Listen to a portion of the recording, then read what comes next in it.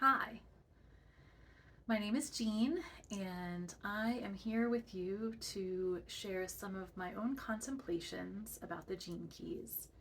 Um, and this installment is really all about Gene Keys with Jeanne, and I'm going to be talking about Gene Key 49, which is all about reaction, revolution, and rebirth, also known as being called Changing the World from the Inside. And I'm going to be referencing some notes over here on this screen and going to ad lib hopefully a little bit as I go, um, and share with you just again some of my own contemplations, a little bit from the book by Richard Rudd, and we'll take it from there. So let's start off with the shadow, which is called reaction. Richard Rudd calls this one of the most powerful shadows in terms of how it can impact human behavior. It's rooted in needs, and he speaks about this as these secret tripwires or a minefield of desires. Talks about the fuel of reaction and the fear of rejection or not belonging. And so when I heard these things, I thought to myself about my own journey through my undergraduate studies, where I was studying social work. And I was thinking back to what was often termed Maslow's hierarchy of needs. I actually have it here on the screen. Not that I expect anyone to be able to see that from that distance, but it's just kind of a good reference point. And so Maslow's hierarchy of needs was developed in 1943, so quite some time ago, but some of these concepts I think still ring true as people think about what in this case is a hierarchy of needs. Starting at the bottom with what we call physiological needs, then coming up another level to safety needs, then needs of love and belonging, needs of esteem, and then at the top, what's called self-actualization. And so my contemplation as I was thinking about this had me go into each of these needs and identify for myself what were some of my needs that I have. And while this is not an all exhaustive list, it was a great opportunity for me to contemplate what really truly were some of the needs that I was finding that I have for myself. And so, starting out with physiological needs, I think about the breath. And I think about the need to pause and breathe. So often for myself, I can have shallow breathing, not taking a lot of deep breaths. And so taking those moments to really deeply inhale and exhale, in through the nose, out through the mouth, really kind of taking that breath into the lungs and into the belly, as opposed to that shallow breathing where you really can't get the benefits of that breath. And thinking about the importance of clean air and how that is not necessarily something that everyone gets to experience in this day and age. Another thing with physiological needs is clean water for the purposes of hydration, cleanliness. I'm often needing to remind myself to remain hydrated, definitely feeling the impacts of what happens to my body when I'm not drinking water. Food, another area of physiological need. And for me, that's an interesting one. I was contemplating this and really kind of tuning into what were those foods that I need, and recognizing that for me, it's this kind of concept of flavorful sustenance.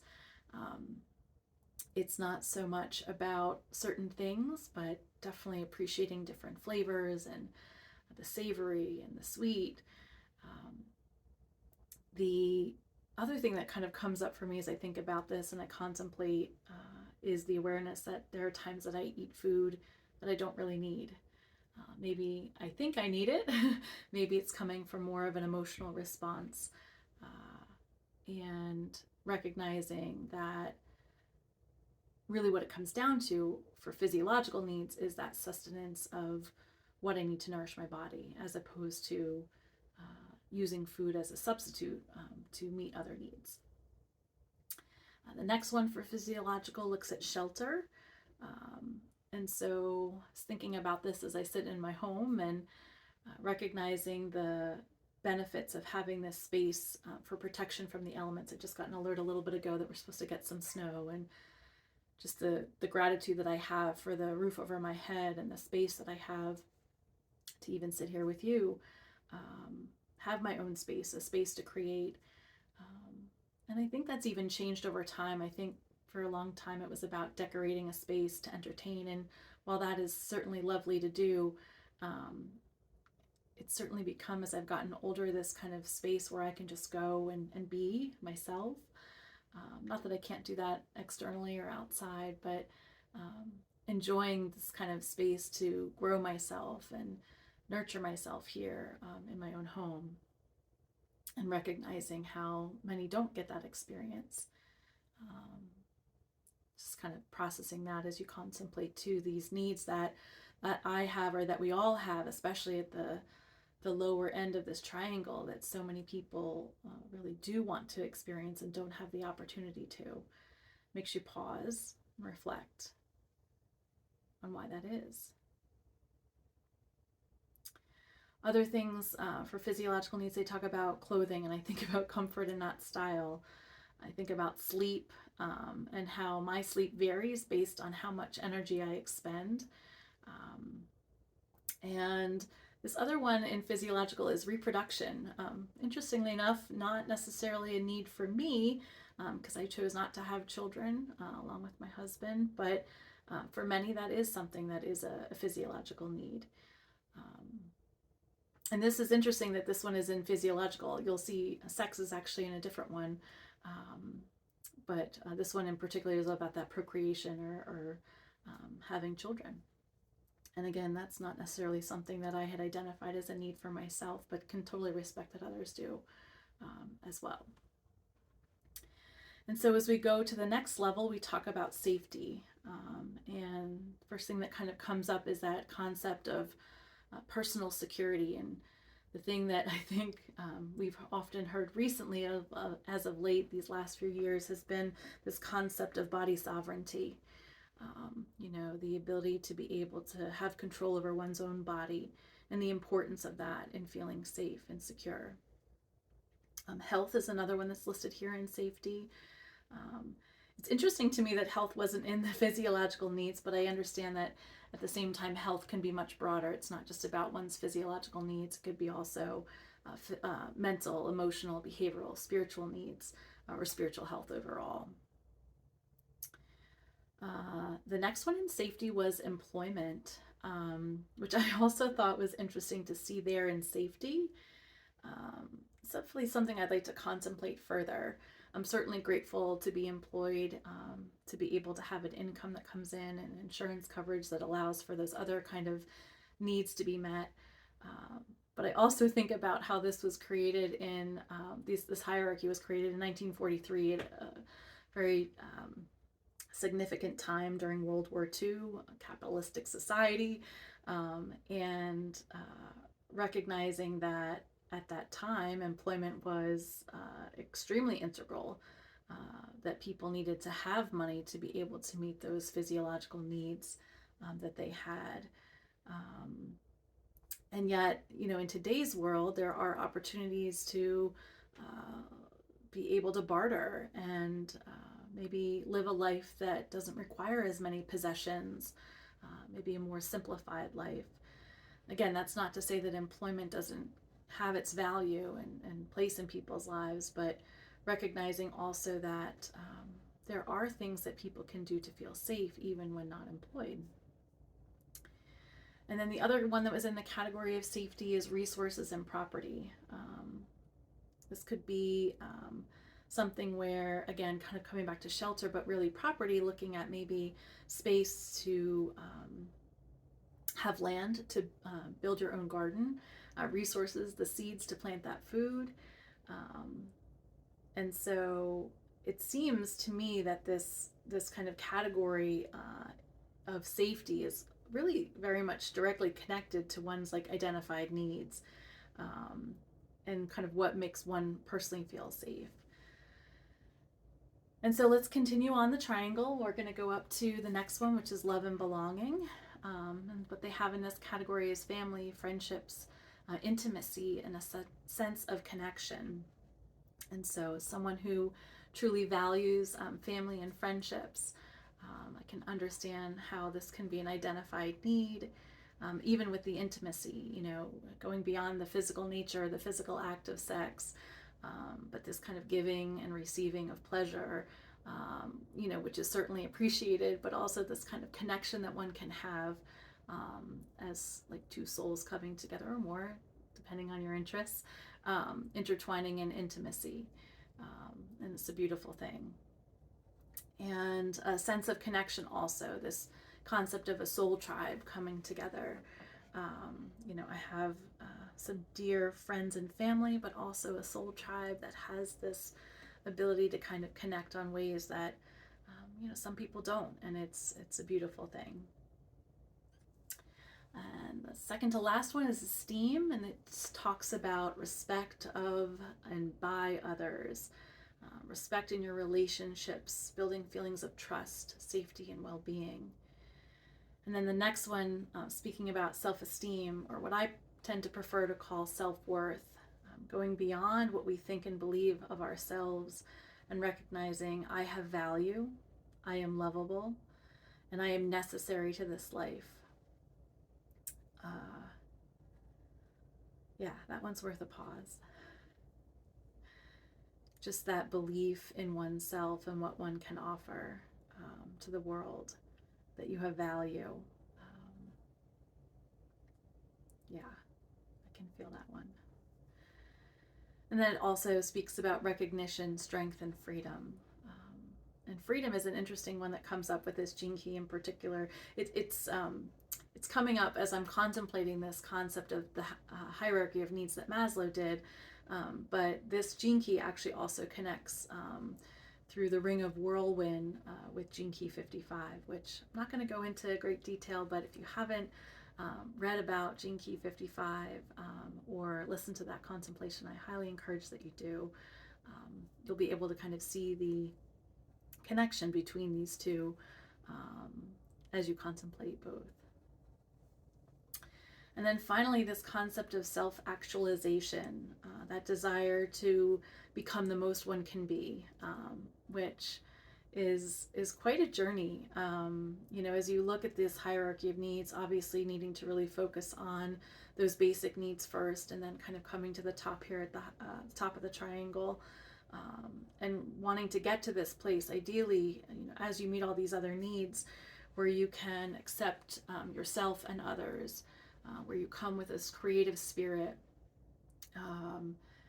having humor in one's imperfections, a sense of purpose, the ability to exemplify empathy and compassion for others, appreciation and gratitude for the wonderful life that you're able to experience, which includes the struggles as well as the gifts that you experience.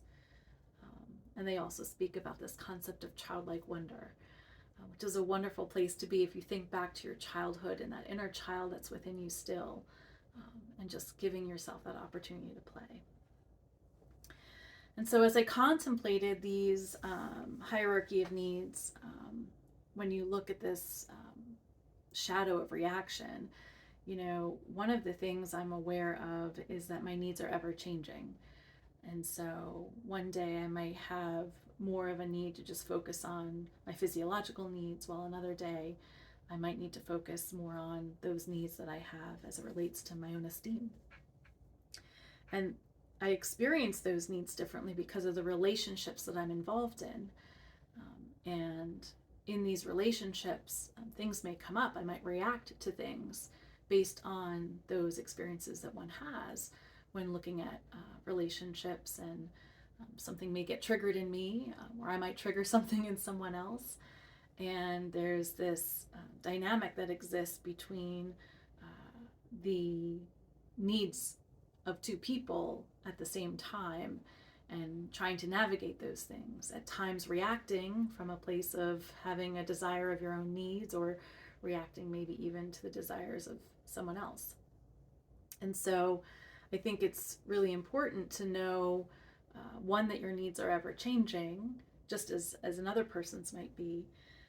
And I think it's really good, for me, and as part of this contemplation, to kind of tune into what are those needs that I have, as well as those needs that I don't have. Because I think there's just as much to learn in what one knows about oneself, as far as the needs that they have, but also those things that are no longer needs anymore. And so a couple that came up for me in particular that I'll share, again, certainly looking at Maslow's hierarchy of needs and those, general basic needs that we all have, or many of us have,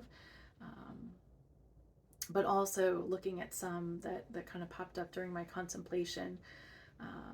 So one being a need to communicate and act with clear intention. So there's that clarity in communication and experience. Another one that I've been contemplating a little bit recently is this concept of giving and receiving unconditional love, and not performance-based love, where you do things to receive love. So not wanting to be in a place where you're acting to receive love, or meeting other people's needs, if you will, to receive that love, and rather offering love unconditionally and receiving that as well. And then the thing I was kind of tuning into that I don't need, is one that I'm still working on, I'd say, in the sense of not needing to know everything, allowing there to be a mystery to the universe and all that is at play, and just kind of leaning into that mystery. Something to consider, contemplate a little bit further. I was watching another individual recently too, Lee Harris. I don't know if anyone follows him at all, but one of the things he had recently offered too was this concept that we're always attracting and repelling vibrations we need, and that there are choice points in that, about pathways to explore and pathways to potentially move away from. And so it's interesting, those kind of frequencies that you put out may bring things closer to you and have you recognize things that you need, as well as other frequencies that may be existing, and those things you might repel. And each of those things may take you down different pathways. Richard Rudd, in particular, in the audio that you may or may not have listened to on the 64 Ways on Jeanne 49, talks about the importance of accepting our needs and our relationship to them. So acceptance is kind of a big thing here, because it's a matter of accepting what those things are that you need, giving that, value, and then also accepting your relationship in reacting to those things that you may need, those emotional reactions that may come up, which is again part of the shadow that we're looking at here.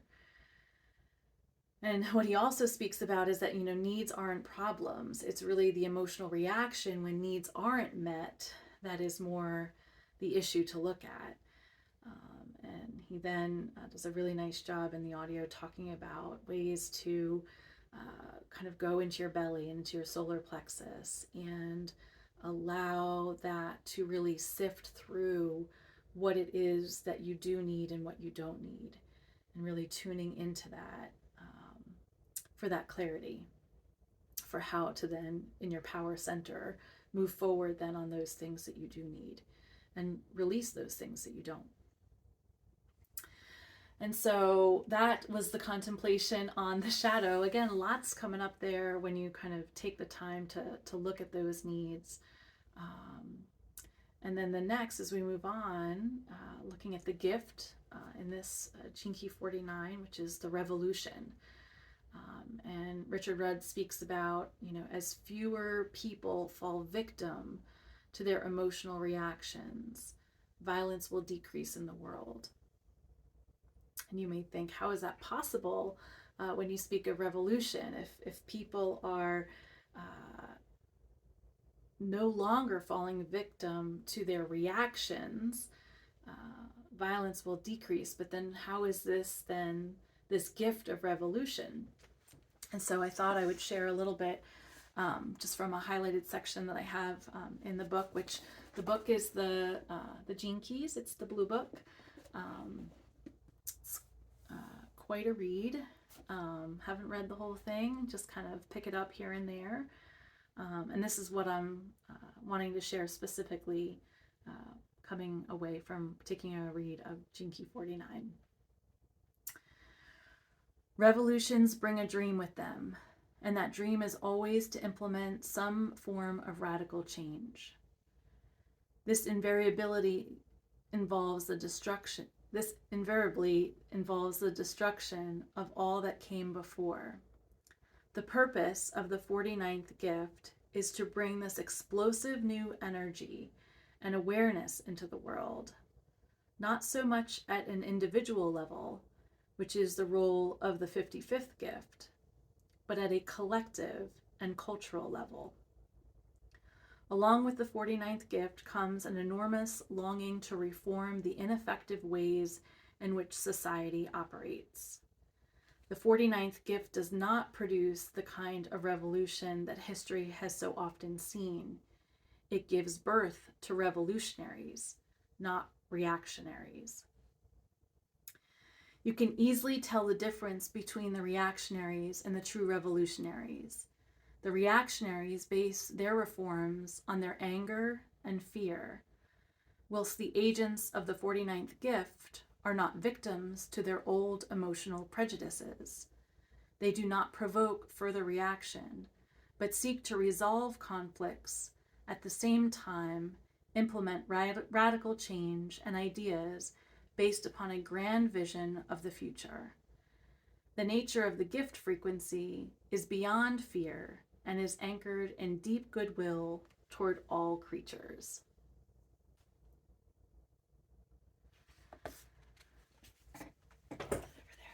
So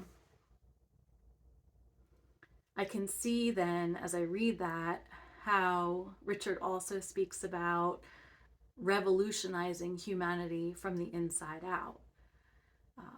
When you've done this shifting and sifting in your solar plexus about these needs that you have or that you no longer have, you become much more grounded in and much more aware of and much more tuned into what really are those things that motivate you and give you a sense of purpose. It also gives us an opportunity to really recognize that we can enjoy life rooted in those things that we need and crave and desire, and that we don't have to be a victim to those needs that we have. And so that is pretty revolutionary when you think about it, when you take the time to do that processing, that contemplating, that shifting and sifting of knowing what it is that you need or you want out of life. And yes, for yourself, but at times also for the collective and for humanity. And you don't necessarily have to fix that for humanity. That's not what this is really about. It's really standing true again into those things that you believe in and that are needs of yours, and not doing it again in a reactionary way where you're just saying, I need this, this is what it needs to be, let's start a revolution, but more so grounding in and seeking those things and knowing those things and doing it from a place of, that did not work in the past and let's create a new. That's where true revolution comes in, because you recognize that, where you are right now, is different than where things have been. The needs that you grow up thinking that you need, or that you're programmed to believe that you need, may be falling away, and you may be recognizing that there's something else that's more important or more paramount to you. And that's okay. That kind of revolution of I don't have to always be what I was, and that I can be something new, is a pretty powerful thing when you're standing in your own power. And so we also have the opportunity to look at the Siddhi, which for those that don't know, the word Siddhi is from Sanskrit, and it means the divine gift. And so we're talking about divinity here, and I'm going to read a little excerpt from another book. This is the 64 Ways. This is also by Richard Rudd. These were his personal contemplations as he looked at each of the gene keys. And so I'm just going to take a little section here as we look at the Siddhi, which is rebirth. How will humanity be reborn? This is the question that involves the 49th Siddhi. The 55th Siddhi is about individual awakening, but the 49th is about the collective version that arises as a chain reaction coming out of the former. In a relatively short span of time, we, humanity, and we, Gaia, are going to look and feel utterly different. Like a dragonfly or the butterfly, we're going to go through a series of molts that culminate in complete rebirth. What comes after has very little in common with what went before. And so that speaks a little bit to what I was talking about, this kind of this rebirth, this revolution, this revolutionary change, that we are transmuting, if you will, what was into what will be, by again knowing and grounding within what our needs are and what our desires are from a healthy place and not a reactionary place. And so, this Siddhi or this rebirth talks about this reset of primary purpose as part of a whirlwind rebirthing process. That's a mouthful. And so I talked a little bit about how this 49th gene key also connects to the 55th gene key as that kind of ring of the whirlwind.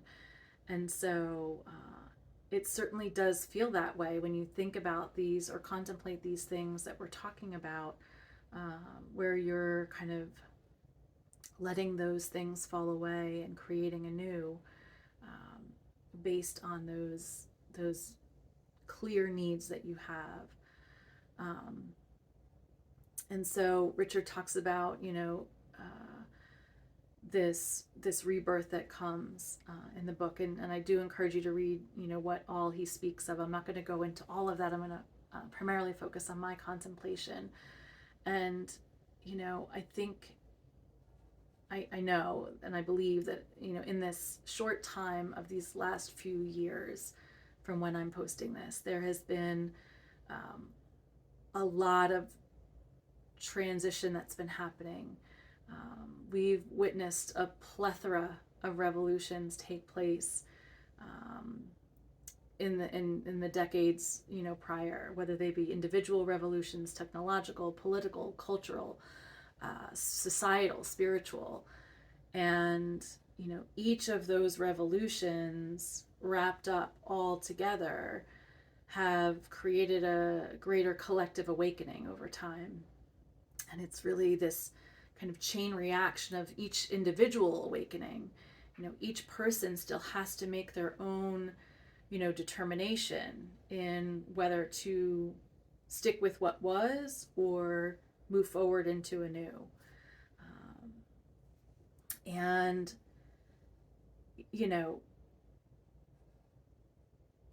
there are many people that I certainly get the fortunate opportunity to interact with, either through this Gene Keys work or as part of that soul tribe, where people are just embodying these new ways. That, there are some that can choose to remain in a fear-based position, clinging to what is comfortable, instead of leaning into the mystery and a new way of being. And there's no right or wrong in this. And I think that's really important for people to know, because I think it's really part of every person's individual journey. But I can certainly remember a time recently where I've heard people speak about, can't we just go back to the way it was? And I get that. I mean, I can understand that desire to go to what was familiar and to want what was, because there's uncertainty in what is to come. And while that is absolutely an option, and people should, again, follow their own path in that, I personally couldn't see going back to another way or the way that we've been, because if I choose to look back and see the realities of what was, what I can see is that there was still a great deal of inequity and oppression and people running themselves into the ground, and not maybe a way in which we were all considering our own needs. And, while I personally don't want to kind of go backwards to the way things were, I do think that I, like many, have kind of now gone through this kind of phase of a revolution and this rebirth, and I'm curious to see what is still to come. And I'm certainly not a whole new person. I'm still the person that I have been, but there are new parts of me, and other parts of me have fallen away, and trying on a new skin, if you will. After I'm even putting myself out here on a video to talk about the gene keys, which is likely something I would not have done about, I don't know, 3 years ago, or at any time prior. And so we can certainly fall back into those habits of wanting to feel comfortable. I mean, I definitely go at times where I just want to kind of snuggle up and be back to, what it is that I'm familiar with. But more often than not, I find myself really wanting to embody a belief that we're changing and transforming into something better. Changing from a caterpillar into a butterfly. And, this change is inevitable. This rebirth, this transition.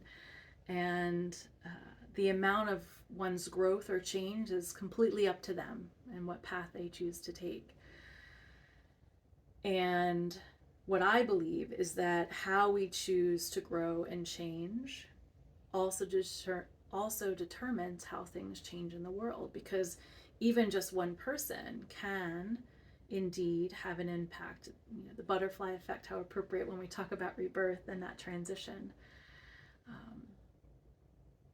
And I think also of the great Gandhi, a revolutionary, if you will. And he talked about encouraging us to be the change we wish to see in the world. And that is an individual choice to act upon that. And ultimately, if many individuals choose to act in that way, it can be revolutionary, and it can be a rebirth of a new way of being. And so I'll kind of close out with this just to say, we can continue to see each other as individuals. Just because one person wants to change or has certain needs does not mean that someone else needs to do that. And I do encourage everyone to follow their own purpose and path.